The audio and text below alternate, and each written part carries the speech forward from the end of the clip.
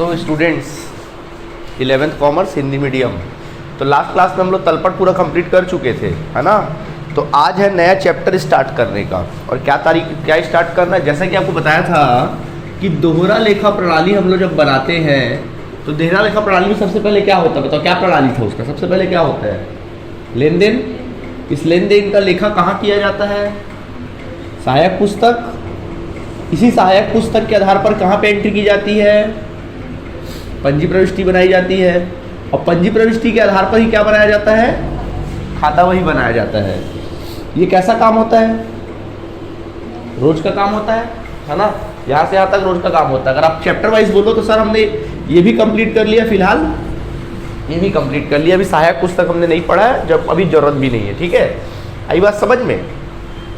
खाता वही के आधार पर हमने क्या बनाना सीखा, तलपट। ये भी हमारा टॉपिक क्या हो गया, क्लियर हो गया, तलपट, ठीक है। ओके, तलपट टॉपिक भी क्या हो गया हमारा, क्लियर हो गया। और तलपट के आधार पर मालूम है क्या बनाया जाता है, अगला स्टेप वो बनाया जाता है अंतिम खाते। क्या बनाया जाता है, अंतिम खाते। और ये तलपट कब बनाया जाता है, साल के वर्ष के कब बनाया जाता है, अंत में। ठीक इसी प्रकार अंतिम खाते जो बनाया जाता है वर्ष के क्या बनाया जाता है, अंत में बनाया जाता है। जो अंतिम खाते बनाया जाता है उनका बनाया जाता है वर्ष के अंत में बनाया जाता है। समझ में आया। अंतिम खाते का मुख्य उद्देश्य क्या होता है, अंतिम खाते का मुख्य उद्देश्य होता है व्यापार के लाभ या हानि की गणना करना, कि आपके व्यापार का लाभ क्या है और आपके व्यापार का हानि क्या है। इसके अलावा आपके पास व्यापार की स्थिति क्या है, आपके व्यापार की आर्थिक स्थिति क्या है, आपके पास संपत्तियां कितनी है, आपके पास दायित्व कितने हैं। ये सारी बातें अपन डिस्कस करते हैं किसमें, अंतिम खाते में। समझ में आया। तो अंतिम खाते मालूम क्या क्या बनता है, अंतिम खाते बनता, सबसे पहला बनता है व्यापार खाता। क्या बनाया जाता है, व्यापारिक खाता, या फिर इसको बोलते हैं व्यापार खाता है, ट्रेडिंग अकाउंट, इंग्लिश में हम लोग इसको कहते हैं ट्रेडिंग अकाउंट। व्यापार खाता, व्यापार खाता क्या होता है सर, ये व्यापार खाता। व्यापार खाते से ना सकल लाभ निकलता है। सकल लाभ का मतलब होता है कि माल से लाभ। माल से लाभ का मतलब क्या, जिस वस्तु का आप व्यापार कर रहे हो, क्या बोल रहा हूं मैं, जिस वस्तु का आप व्यापार कर रहे हो उस पर्टिकुलर उस वस्तु से आपको क्या लाभ हो रहा है, उसको बोलते हैं माल। सही बात है। मतलब अगर मान लीजिए आप किसी कपड़े का व्यापार कर रहे हो तो सिर्फ कपड़े से आपको क्या लाभ हो रहा है, सिर्फ कपड़े से, पर्टिकुलर उस वस्तु से आपको क्या लाभ हो रहा है, उसको अपन क्या कहते हैं, माल कहते हैं। समझ में आया। तो व्यापार खाते का मुख्य उद्देश्य क्या है कि जिस वस्तु का व्यापार कर रहे हो उस वस्तु से आपको क्या लाभ हो रहा है, उससे क्या निकल आता है तुम लोगों का माल, ये सकल लाभ निकल आता है। क्या निकल आता है, सकल लाभ, ठीक है। ये हो गया काम खत्म। इसके बाद बनाया जाता है लाभ हानि खाता। इसके बाद क्या बनाया जाता है, लाभ हानि खाता, ठीक है। लाभ हानि खाता बनाया जाता है। तो लाभ हानि खाते से क्या निकलता है, शुद्ध लाभ निकलता है। शुद्ध लाभ मतलब क्या, पूरे व्यापार से लाभ, पूरे व्यापार से लाभ। अब पूरे व्यापार से लाभ क्या हो रहा है ये जानना होता है। समझ में आया। यहाँ पे जिस चीज का तुम व्यापार करो उससे क्या लाभ हो रहा है वो पता चलता है। और यहाँ पे बात पता चलती किसकी, कि पूरे व्यापार से आपको क्या लाभ हो रहा है उसके बारे में अपन को क्या होता है, बात पता चलता है। आई बात समझ में। आप बोलोगे सर ठीक है, लेकिन ये अलग अलग निकालने की क्या आवश्यकता है, अलग अलग निकालने की क्या आवश्यकता है। अच्छा एक बात बताओ, हमारे व्यापार की पहचान किससे है, हमारे माल की बिक्री से है, हमारे माल की बिक्री से है। और व्यापार से लाभ का मतलब, आप बोलोगे सर लाभ ही तो निकालना है, लाभ का क्या दिक्कत है, जितने भी आपके व्यापार में आए हुए जोड़ लो, जितने भी हमारे व्यापार में व्यय हुए घटा दो, लाभ आ जाएगा। काहे उसको क्लासीफाई कर रहे हो आप अलग अलग, कारण उसका चलो समझाते हैं। सबसे पहला कारण क्या होता है, मान लीजिए आपके व्यापार में आए हैं, सपोज आपने माल खरीदा, आपने व्यापार के लिए माल क्रय किया, मान लीजिए 2 लाख रुपए का माल क्रय किया, ठीक है। आपने व्यापार से संबंधित कुछ व्यय किए, बहुत सारे व्यय किए संबंधित, तो मान लीजिए 1 लाख रुपए तक के आपने व्यय किए, ठीक है। व्यापार में आए, मान लो विक्रय किया, विक्रय आपने 5 लाख रुपए का किया, ठीक है। इसके अलावा आपके पास एक जमीन थी, भूमि था, भूमि के विक्रय पर हानि, भूमि के विक्रय पर लाभ, सॉरी भूमि के विक्रय पर लाभ, ठीक है, लाभ हो गया। मान लो 5 लाख रुपए का, चलो 5 लाख क्या, चलो 10 लाख रुपए का क्या हो गया, लाभ हो गया। समझ में आया कि नहीं आया। कोई भूमि था आपके व्यापार का, उसको आपने बेचा, उसमें आपको लाभ कितना हो गया, 10 लाख रुपए का लाभ हो गया, ठीक है। चलो अपना शुद्ध लाभ निकालते, क्या निकाले, आपने बोला सर इसको अलग अलग करने की क्या जरूरत है, सीधा अपन लाभ निकाल लेते। बताओ आपके व्यापार का आय कितना हुआ, 15 लाख, सही बात है। आपके व्यापार का व्यय कितना हुआ, 3 लाख, बोलो फायदा कितना हुआ, 12 लाख। आप तो खुशी के मारे झूम उठे, एकदम पैरों तले, मतलब पैर में तो जमीन, मतलब पाँव जो है हवे पे है। 12 लाख कमाया यार, हम बड़ा खुश हो रहे, कूद कूद के सबको क्या कर रहे हो, बता रहे हो, ठीक है। लेकिन आप सिर्फ बात करिए, आप व्यापार की बात करिए। अब देखो जैसे कि ये विक्रय है, ये हर साल होगा, ये विक्रय जो है वो हर साल होगा कि नहीं होगा। ये क्रय जो है ये भी हर साल का व्यय है, व्यय भी है जो किसका साल का व्यय है, हर साल का व्यय है। लेकिन जो भूमि के विक्रय पर लाभ है, क्या ये हर साल होगा? ये तो कैजुअली हो गया, आकस्मिक क्या हो गया, हमको लाभ हो गया, सडनली हमको क्या हो गया, लाभ हो गया। अगर आप ऐसे लाभ को अलग कर देते हैं, अब सोचो बताओ आपका लाभ कितना है, बोलो आय कितना, 5 लाख, व्यय कितना, असल में कितना कमाए। आप तो बड़े खुश हो रहे थे भैया 12 लाख हमारे व्यापार का लाभ है, एकदम उछाल मारा है, जबकि सच्चाई क्या है, देखो कैसे धड़ाम से गिरे। कारण इसका यही है कि अलग अलग इसी के लिए क्लासीफाई करना पड़ता है कि भाई आपकी पहचान किससे, व्यापार के लाभ से। तो पर्टिकुलर जिस चीज़ का व्यापार कर रहे हो उससे आपको क्या लाभ हो रहा है, ठीक है। उसके बाद फिर शुद्ध लाभ। देखो यहाँ पर क्या होता है मालूम है, यहाँ पर हम लोग सिर्फ माल पे जो व्यय करते हैं ना उसकी एंट्री करते हैं, सिर्फ माल पे, कि माल पे भाड़ा देना, माल पे मजदूरी देना, माल को लाना, मतलब ये है कि अगर अच्छा ये सब खर्चों के बारे में बात करते हैं। यहाँ पे ना हम लोग व्यापार के लाइटिंग लगाए होंगे, वर्कर रखे होंगे, सैलरी दे रहे होंगे, हम लोग मार्केटिंग डिपार्टमेंट बना के रखे होंगे, सेल्स डिपार्टमेंट बना रखे होंगे, उसको अपन सैलरी देते, वो सब अपन ताम झाम नहीं करते। हम सिर्फ ये देखते कि अगर हम लोग माल उठाते हैं और माल को बेच देते, सड़कें पे माल बेच देते, हम दुनिया भर का व्यापार में ताम झाम नहीं करते, तो हमको क्या लाभ होता, ये शुद्ध सकल लाभ में पता चलता है, वस्तु का लाभ। ये आपको हर साल होगा लाभ, कभी ऊपर नीचे नहीं हो सकता, ठीक है। और ये पूरे व्यापार का संपूर्ण लाभ, शुद्ध लाभ, सब अगर कुछ किराया मिला विला सब मिला जुला के व्यापार पे विक्रय, किसी संपत्ति के विक्रय पर लाभ हुआ या हानि हुआ, सबको काट छाट के शुद्ध लाभ निकलता है। व्यापार का क्या निकलता है, शुद्ध लाभ। अगर देखा जाए आपके व्यापार की पहचान किससे है, इससे कि इससे, किससे पहचान है व्यापार की, सकल लाभ से। किससे है, सकल लाभ, ये आपके व्यापार का लाभ होता है। समझ में आया? यही कारण है कि अपन क्या करते हैं, दोनों को अलग अलग निकालते हैं। क्लियर है आप सभी को? ठीक है, आगे बढ़ते हैं। इसके बाद अंत में बनाया जाता है क्या, चिट्ठा। अंत में क्या बनाया जाता है, चिट्ठा।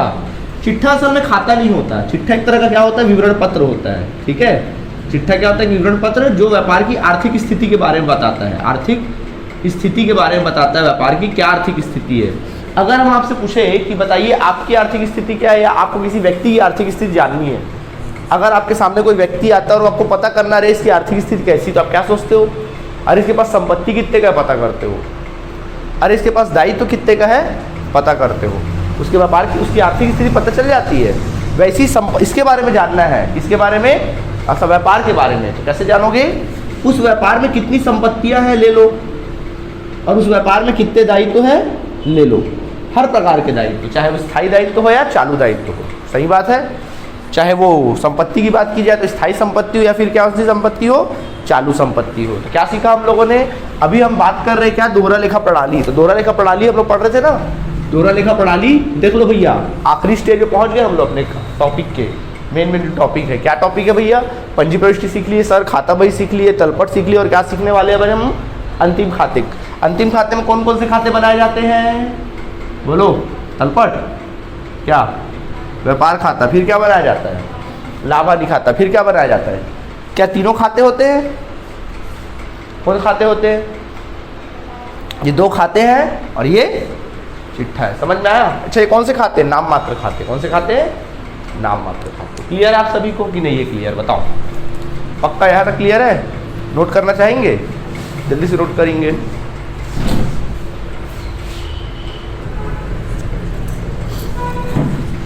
तो चलिए देखिए, बारी बारी मैं आपको एक्सप्लेन करता हूं कि लाभ हानि खाता और व्यापार खाता कैसे बनाया जाता है। सबसे पहले बात करेंगे किसकी, व्यापार खाते की। चलो ध्यान दो, सबका ध्यान बोर्ड की तरफ। सबसे देखो ऊपर हेडिंग लिखते हैं व्यापार एवं लाभ हानि खाता।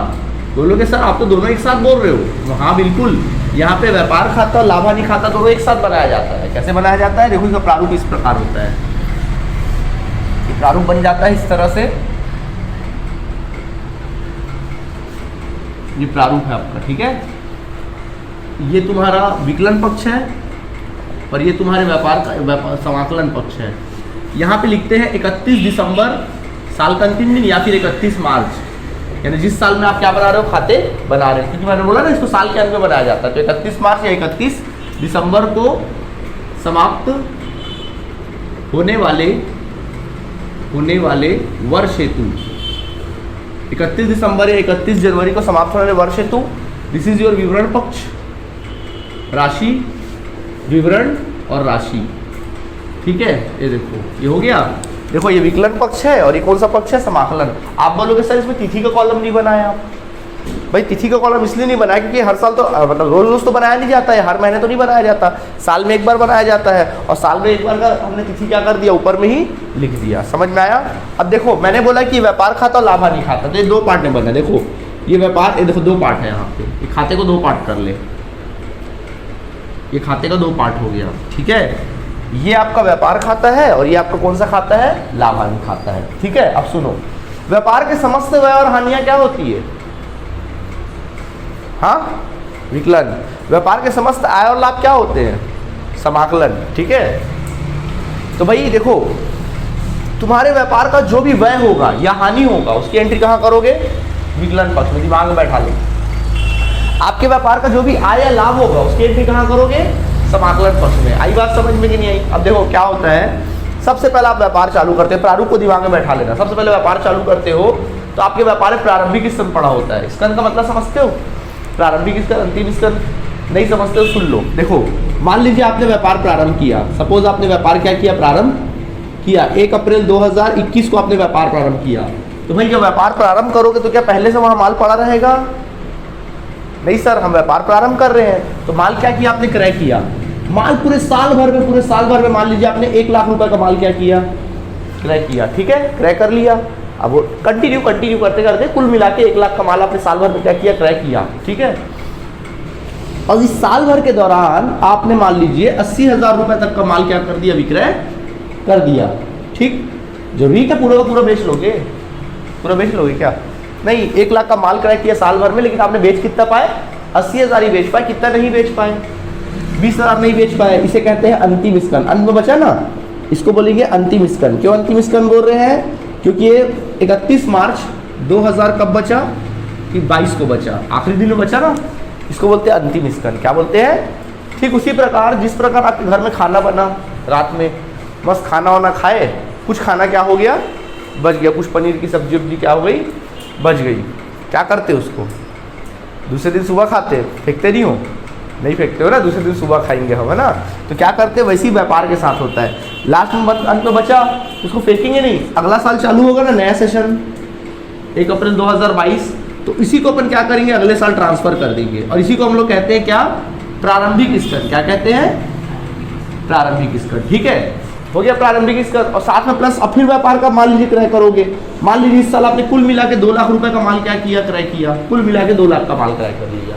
बोलो कितने का माल हो गया आपके पास, कितने का माल हो गया आपके पास, बताएंगे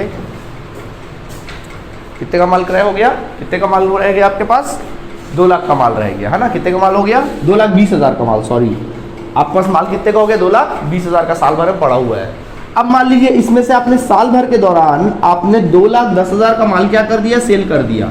तो बोलो बचा कितने का माल, क्या कहलाएगा ये, अच्छा बचा हुआ माल क्या कहलाता है, अंतिम स्कंद। और फिर वही अगले साल जब रोटेट करते हो वही क्या हो जाता है, प्रारंभिक स्कंद। आई बात समझ में। तो वही चीज है खर्चा। तो देखो स्टार्टिंग कहाँ से करोगे, प्रारंभिक स्कंद से। सबसे पहले अगर आपके व्यापार में कोई पहले से माल पड़ा हुआ है तो उसकी एंट्री आप उसको भी क्या कर रहे हो, व्यापार में लगा रहे हो ना, तो प्रारंभिक स्कंद खर्चा एक तरह से। प्रारंभिक स्कंद की एंट्री विकलन पक्ष में करोगे।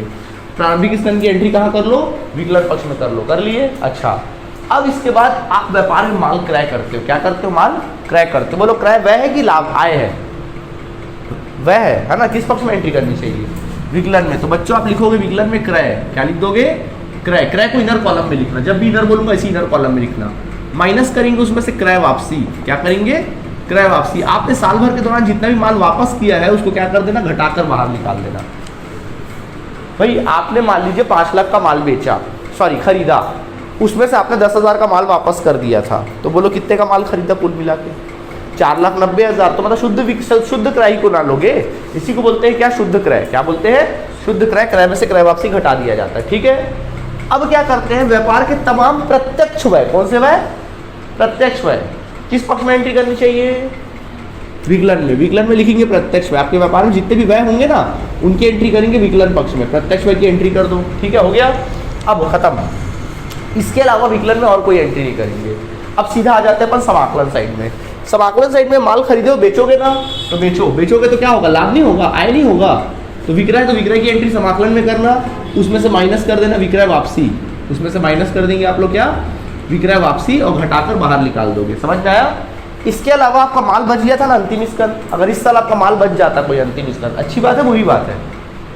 अच्छी बात है भाई, माल बच गया, अगले साल खाएंगे, पनीर की सब्जी बच गई है, सुबह सुबह खाएंगे, चेहरे में मुस्कान आ गया। नहीं, कई बार अच्छा खाना खत्म हो जाता तो क्या होता है, मज़ा नहीं आता ना, मज़ा नहीं क्या, अरे नहीं बच्चा, चलो छोड़ो हटाओ, कल सुबह वही खाना पड़ेगा।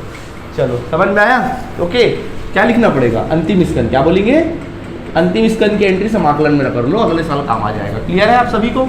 ठीक है। अब देखो इसके अलावा और कोई एंट्री करते, दिमाग में बैठा लो, क्या करोगे विकलन में, प्रारंभिक स्कंद प्लस करोगे क्रय, माइनस करोगे क्रय वापसी, और प्लस और प्रत्यक्ष व्यय लिख दोगे। ठीक है।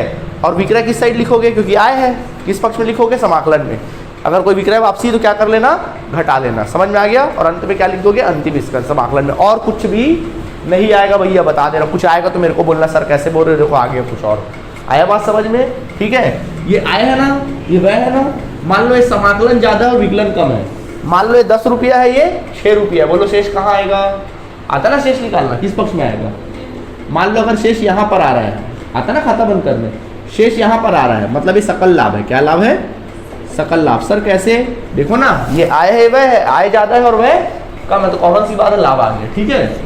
उसी जगह अगर मान लो इधर आ जाता है शेष, हो सकता है इधर भी तो आ सकता है शेष, तो क्या बोला जाएगा, उसको सकल हानि कहा जाएगा। क्या कहा जाएगा, सकल हानि। आई बात समझ में? ठीक। अब देखो, अगर सकल लाभ आया, ये व्यापार खाता बन गया, क्या बन गया, ये व्यापार खाता। अगर आपके व्यापार को सकल लाभ आया, क्या आया, सकल लाभ, तो सकल लाभ को खींच के इधर लाओगे, ऐसा क्रॉस करोगे। ठीक है। इसको यहाँ उठा के ले आओगे, सकल लाभ करके लिखोगे। ठीक है। और मान लो अगर हानि आता तो दोनों में से कोई एक ही आएगा। मान लो ये आया तो इसको कहाँ लाओगे, यहाँ विकलन पक्ष में सकल हानि लिख लेना, विकलन पक्ष में या तो ये आएगा या तो ये आएगा, कोई भी आ सकता। समझ में आया? अब क्या करोगे, व्यापार के तमाम अप्रत्यक्ष व्यय, कौन से व्यय, किस पक्ष में एंट्री करनी चाहिए, लाभ हानि खाते के विकलन में। लाभ हानि खाता है ना, व्यापार खाता बन चुका, अब ये लाभ हानि खाता है, लाभ हानि खाते के विकलन में लिखोगे अप्रत्यक्ष व्यय। क्या लिख दोगे, अप्रत्यक्ष व्यय लिख दोगे। समझ में आया कि नहीं आया? और व्यापार के समस्त अप्रत्यक्ष आय, ऐसे आय जो अप्रत्यक्ष है, बोलो किस पक्ष में एंट्री करोगे, समाकलन में। समाकलन लिख देना, अप्रत्यक्ष आय। समझ में आया कि नहीं आया? बोलोगे सर सब कुछ तो समझ में आ रहा है, ये अप्रत्यक्ष क्या है और ये प्रत्यक्ष क्या है, थोड़ा बताओ। आ रहा है ना दिमाग में बात कि सर ये अप्रत्यक्ष क्या है, आ रहा है कि नहीं आ रहा है? नहीं आ रहा दिमाग में, समझाते हैं, अभी सस्पेंस में रहो। अभी से सस्पेंस ओपन कर देंगे तो मज़ा नहीं आएगा पिक्चर देखने का, उसको एंड में ओपन करेंगे, है ना। तो फिलहाल आप दिमाग में बैठाओ, व्यापार खाते में कौन से व्यय की एंट्री करते हैं, प्रत्यक्ष व्यय की। व्यापार खाते में प्रत्यक्ष व्यय की एंट्री करते हैं, जबकि अप्रत्यक्ष की एंट्री कहाँ करते हैं, लाभ हानि खाते के। व्यय है तो विकलन में, आय है तो किस में, समाकलन में। डेट से कोई दिक्कत है यहाँ तक तुम लोगों को? नहीं है। चलिए आगे बढ़ जाते हैं। अब देखिए, अब अपन क्या बनाते हैं, देख लो, हम लोग व्यापार खाता बना लिए और क्या बना लिए, लाभ हानि खाता बना लिए। अब अंत में बनाया जाता है चिट्ठा। क्या बनाया जाता है, चिट्ठा बनाया जाता है। ये बनता है चिट्ठा, ऊपर इसको इंग्लिश में बोलते हैं बैलेंस शीट। चिट्ठे का प्रारूप कुछ इस प्रकार होता है, ये बन गया तुम्हारा चिट्ठा। चिट्ठे में असल में होता है क्या मालूम है, ये वाला पक्ष, ये खाता नहीं होता है, ये पक्ष होता है दायित्व। कौन सा पक्ष होता है, दायित्व। और दायित्व का शेष हमेशा कौन सा शेष होता है, विकलन की समाकलन। दायित्व का शेष कौन सा शेष होता है, समाकलन। पढ़ाए थे ना, तलपट में नहीं पढ़ाए थे, ऐसा भूलने उलने वाला नाटक मत करे करो, नहीं तो फिर हम बहुत मारेंगे तुम लोगों को। ठीक है। दायित्व का शेष कौन सा शेष होता है, समाकलन। और संपत्ति का शेष कौन सा शेष होता है, अरे बोलो ना। ठीक है, यहाँ विकलन समाकलन मत लिख देना, इतना दिमाग में रखना। ठीक है। चलो खैर, दायित्व और संपत्ति लिख दिए, और ये अंतिम बनाया जाता है इसलिए लिखते हैं 31 मार्च, अंतिम दिन लिखना है 31 मार्च या फिर 31 दिसंबर को, ऐसा लिख देना। को लिखना, सिर्फ क्या लिखना, को। समाप्त समाप्त मत लिखना, सिर्फ क्या लिख देना, को लिख देना। ठीक है। चलो यहाँ तक समझ में आ गया। अब देखो, अब क्या करोगे, सुनो। दायित्व पक्ष में आओगे, लिखोगे पूंजी। पहले लिखना पूंजी, ये फॉर्मूला याद कर लो, पूंजी लिख देना। आपने व्यापार किया, अरे इसको तो बताना ही भूल गए थे हम, इसको आधे अधूरा में छूट गया था। देखो, हाँ मैं बोला कि जब लाभ हानि खाता बनाओगे तो व्यापार के समस्त अप्रत्यक्ष आय की एंट्री कहाँ करोगे, समाकलन में। अप्रत्यक्ष व्यय की एंट्री कहाँ करोगे, विकलन में। अब इसका भी तो शेष निकालना पड़ेगा। चलो समाकलन जोड़ो, विकलन घटाओ। अगर समाकलन ज्यादा है और विकलन कम है तो शेष कहाँ आया, यहाँ आया। तो आंसर जो आएगा उसको कहा जाएगा शुद्ध लाभ। क्या कहा जाएगा, शुद्ध लाभ कहा जाएगा। समझ में आया? और अगर आंसर वहां आया, शेष यहाँ आता है, तो क्या कहा जाएगा? शुद्ध हानि कहा जाएगा भैया। क्या कहा जाएगा? शुद्ध हानि कहा जाएगा। या तो शुद्ध लाभ आएगा या फिर शुद्ध हानि, आप समझो। तो पूंजी आया, शुद्ध लाभ है तो क्या कर दोगे? प्लस कर दोगे। शुद्ध लाभ को क्या कर देना? प्लस। या फिर शुद्ध हानि आया होगा तो क्या कर दोगे? पूंजी में से शुद्ध हानि को माइनस। ये हमेशा करना है। समझ में आ गया? अब आप क्या करोगे? घटाने के बाद क्या करोगे? आहरण को क्या कर दोगे? घटा दोगे। आप व्यापार में आहरण करते हो ना, आहरण उसको घटा देना। फॉर्मूला याद हुआ? पूंजी में क्या करना है? शुद्ध लाभ प्लस करना है, अगर हानि तो क्या कर दोगे? माइनस कर दोगे। और आहरण को क्या करोगे? माइनस, बाहर निकाल दोगे। ठीक है, खत्म। अब व्यापार के समस्त स्थायी दायित्व, कौन से दायित्व? स्थायी दायित्व, उसकी एंट्री कहाँ करोगे? दायित्व पक्ष में। व्यापार के समस्त चालू दायित्व, उसकी एंट्री कहाँ करोगे? दायित्व पक्ष में। आई बात समझ में कि नहीं है? ठीक है, हो गया बात खत्म। ठीक, अब संपत्ति में आ जाते हैं। व्यापार के तमाम स्थायी संपत्तियां, कौन सी संपत्तियां? स्थायी संपत्तियां। और भैया मैंने आप लोगों को ना जब पहले ही क्लास पढ़ाया था, तब मैंने स्थायी संपत्ति पहले ही क्लास में, याद होगा पहले या दूसरा क्लास में देखना, मैंने सारी डिटेल किए थे आपको। स्थायी संपत्ति क्या होता है, स्थायी दायित्व क्या होता है, सारी बातें मैंने आपको क्या की थी? एक्सप्लेन की थी। याद आया कि नहीं आया? ठीक है, तो स्थायी संपत्ति जो भी जोड़ लो, जितने भी चालू दायित्व, चालू संपत्ति है उसको भी क्या कर लेना? लिख लेना। ठीक है, खाता क्या कर देना? सॉरी, खाता बोल रहा हूँ, तलपट को क्या कर देना? टोटल कर लेना। जब टोटल करोगे ना तो दोनों तरफ का चिट्ठा का योग क्या आएगा मालूम है? बराबर आएगा। क्या आएगा? बराबर। तो ये बन गया हमारा क्या? चिट्ठा। क्या बन गया? चिट्ठा। ये प्रारूप बन गया। कोई दिक्कत? क्या सीखा हम लोगों ने? व्यापार खाता कैसे बनाओगे? सोचो, फॉर्मूला याद करो। प्रारंभिक स्तर विकलन में, क्रय की भी एंट्री कहाँ करेंगे? विकलन में। प्लस प्रत्यक्ष व्यय की एंट्री करेंगे विकलन में, और प्रत्यक्ष व्यय की एंट्री, और विक्रय आया तो उसकी एंट्री कहाँ करोगे? समाकलन में। विक्रय वापसी घटा दोगे, और अंत में क्या लिखोगे? अंतिम स्कंद। समाकलन जोड़ोगे, विकलन घटाओगे, क्या निकल आएगा? सकल लाभ निकल आएगा। आ गया सकल लाभ। अब इस सकल लाभ को कहाँ ट्रांसफर करोगे? लाभ हानि खाते के समाकलन साइड में। अगर सकल हानि आता है तो विकलन साइड में। अब व्यापार के तमाम अप्रत्यक्ष व्यय, कौन से व्यय? किस पक्ष में एंट्री करोगे? विकलन पक्ष में एंट्री करोगे। तमाम व्यापार के अप्रत्यक्ष आय समाकलन साइड में एंट्री करोगे। आया बात समझ में? समाकलन जोड़ोगे, विकलन घटाओगे, शुद्ध लाभ क्या आ जाएगा? शुद्ध हानि आ जाएगा। नहीं आया समझ में? आ गया। अब क्या बनाओगे? चिट्ठा बनाओगे। चिट्ठा कैसे बनाओगे? बोलो। पूंजी में क्या करोगे? शुद्ध लाभ है तो जोड़ दोगे, शुद्ध हानि तो घटा दोगे। आहरण में क्या करोगे? और आहरण है तो माइनस कर दोगे। और व्यापार के तमाम स्थायी दायित्व पढ़ाया मैंने, पहचानना आता है स्थायी दायित्व। ठीक है, उनको क्या कर दोगे? लिख दोगे। चालू दायित्व उनको भी क्या कर दोगे? लिख दोगे। समझ में आ गया? जितने भी स्थायी संपत्ति उसकी एंट्री कर दोगे, जितने भी चालू दायित्व आपके व्यापार में, सॉरी चालू संपत्ति उसकी एंट्री कर दोगे। टोटल करोगे, चिट्ठे का योग क्या आ जाएगा? बराबर। समझ आया कि नहीं आया? लाभ हानि निकल आया। इस तरह से आपका देख लो, सकल लाभ भी आ गया, शुद्ध लाभ भी आ गया, और व्यापार की आर्थिक स्थिति का भी ढांचा हमारे सामने निर्मित है। कुछ पूछना है यहाँ तक? सर प्रत्यक्ष व्यय अप्रत्यक्ष व्यय क्या है? बाद में बताएंगे, पहले लिखेंगे।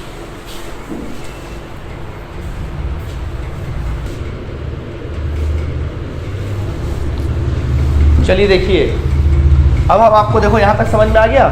आपके सामने एक सस्पेंस था सर कि ये प्रत्यक्ष व्यय क्या है और ये अप्रत्यक्ष व्यय क्या है, यही प्रॉब्लम था ना आप लोगों को। चलिए आज हम एक्सप्लेन करते हैं क्या होता है प्रत्यक्ष व्यय और क्या होता है अप्रत्यक्ष व्यय। सुनो, देखो जब आप व्यापार करते हो ना तो व्यापार में दो स्थान होते हैं। दो स्थान होते हैं व्यापार में। एक क्रय स्थान होता है, ये वो स्थान है जिस स्थान से आप माल का क्रय करते हो। क्या करते हो? माल का क्रय करते हो, ठीक है।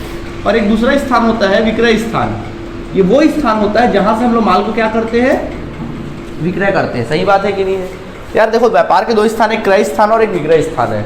ये वो स्थान है जहाँ से हम माल क्रय करते हैं और ये वो स्थान है जहाँ से हम माल क्या करते हैं? विक्रय करते हैं। सही बात है। देखो जब आप माल खरीदते हो, क्रय स्थान से माल खरीदते हो, माल खरीदने के स्थान से लेकर माल का विक्रय वाला स्थान, यहाँ पे आपका हो सकता है दुकान हो, गोदाम हो, कुछ भी हो सकता है, ठीक है।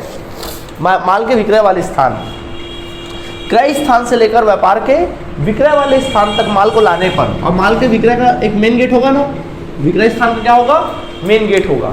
तो माल के क्रय स्थान से लेकर माल के विक्रय स्थान के मेन गेट में, मेन गेट के पहले तक, मतलब यहाँ से लेकर मेन गेट के जस्ट पहले तक जितने भी व्यय करोगे, जितने भी क्या करोगे?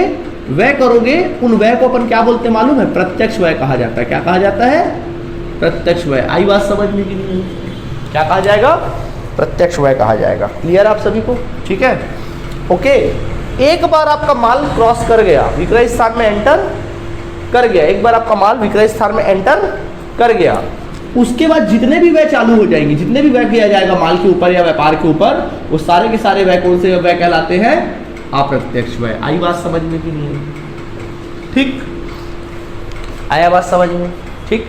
अच्छा, आप बोलोगे सर अगर मैं माल बनाकर बेच रही हूँ तो, अगर आप ये कहते हो कि सर मैं माल बनाकर क्या कर रही हूँ, बेच रही हूँ, तो अगर मान लीजिए आप फर्नीचर का व्यापार करते हो तो फर्नीचर पहले क्या करते हो? आप लकड़ी खरीदते होगे, जंगल से लकड़ी खरीदते होगे, लकड़ी डाल से, और लकड़ी को लेकर कहाँ लेके जाते होगे? लकड़ी को खरीद के कहाँ लेके जाते होगे? अपने फैक्ट्री, कारखाना ले जाते होगे कि सीधा विक्रय स्थान ले जाते होगे? कारखाना ले जाते होगे। तो पहले आप कहाँ ले जाते होगे? लकड़ी खरीद के कारखाना। तो यानी कि कारखाना, तो कारखाना भी देख लो भैया रास्ते में पड़ रहा है। कारखाना भी कहाँ पड़ता है? क्रय स्थान और विक्रय स्थान के मध्य में ही पड़ता है। तो कारखाने के भी जो व्यय करोगे, कारखाने में भी जो व्यय करोगे, वो व्यय कौन से व्यय कहलाएंगे? प्रत्यक्ष व्यय कहलाएंगे। क्या कहलाएंगे? प्रत्यक्ष व्यय। नहीं आया समझ में? आ गया?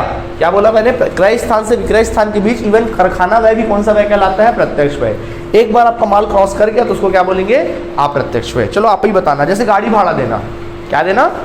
गाड़ी भाड़ा। गाड़ी भाड़ा का मतलब माल खरीदने पर भाड़ा, क्रय पर भाड़ा, कैसा व्यय है? प्रत्यक्ष व्यय है। मैं बोलता हूँ विक्रय पर भाड़ा, माल विक्रय कर रहे हो उस पर भाड़ा दे रहे हो, बोलो कैसा व्यय है? हाँ, अप्रत्यक्ष व्यय। वेरी गुड, क्योंकि माल विक्रय पर भाड़ा कब दोगे? माल क्रॉस करने के बाद होता है। मैं बोलता हूँ आपको गोदाम का किराया, गोदाम का किराया दे रहे हो, बोलो हाँ। गोदाम कहाँ पर है? रास्ते में तो गोदाम नहीं है ना, कहाँ है गोदाम? बोलो कैसा व्यय है? अप्रत्यक्ष व्यय है। मैं बोलता हूँ मजदूरी, मजदूरी दे रहे हो, प्रत्यक्ष व्यय। कैसे? या अगर आप माल बनवा रहे होगे तो मजदूरी दे रहे होगे, या माल को लदवा रहे होगे तो क्या कर रहे होगे? मजदूरी दे रहे होगे। तो कैसा व्यय है? प्रत्यक्ष व्यय। खैर, प्रत्यक्ष व्यय अप्रत्यक्ष व्यय के बारे में जो एग्जांपल्स हो मैं कल के क्लास में आप लोगों को पूरे डिटेल में बताऊंगा। ठीक है, तो फिलहाल आज इतना ध्यान रखिए। आज आपका काम है कि जितने भी स्थायी संपत्ति, स्थायी दायित्व जो मैंने स्टार्टिंग क्लास में पढ़ाए थे उसको अच्छे से जाके क्या कर लेना, अच्छे से नोट कर लेना, दिमाग में आप लोग बैठा लेना, उसको याद कर लेना। ठीक है, तो आज की क्लास के लिए इतना काफ़ी है। अगले मुलाकात नेक्स्ट क्लास में। ठीक है, थैंक यू।